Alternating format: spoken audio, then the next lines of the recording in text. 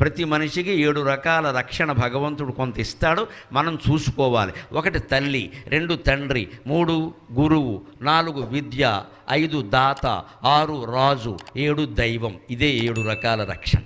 ముందు తల్లి రక్షణ, అది లేకపోతే అనాథ అయినట్టే లెక్క. తండ్రి ఉన్నా కూడా తల్లి పెంపకం వేరు. సరే ఏదో సర్దుకుంటాం, కనీసం తండ్రి ఉంటే. తల్లి తండ్రి లేకపోతే చెప్పక్కర్లేదు ఇంకా. అంటే తల్లి రక్షణ ఒక రక్షణ. 2వది తండ్రి, 3వవాడు గురువు, చదువు చెప్పేటువంటి గురువు, 4వవాడు అతను నేర్చుకున్న విద్య ఆయన బాగా చెప్పాడు, వీడికి రావాలిగా.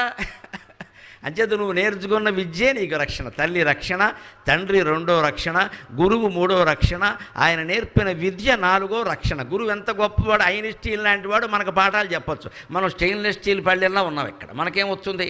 ఐన్స్టీన్ మా గురువు గారు అని చెప్పుకోవడమే, నీకేమి రాలేదు ఇక్కడ. అంచేత నువ్వు నేర్చుకుంటేనే నీకు వచ్చింది. వశిష్ఠుడి దగ్గర పాఠం చెప్పుకున్నామంటే కుదరదు. పాఠం నీకు వచ్చిందా లేదే చెప్పు. వశిష్ఠుడి దగ్గర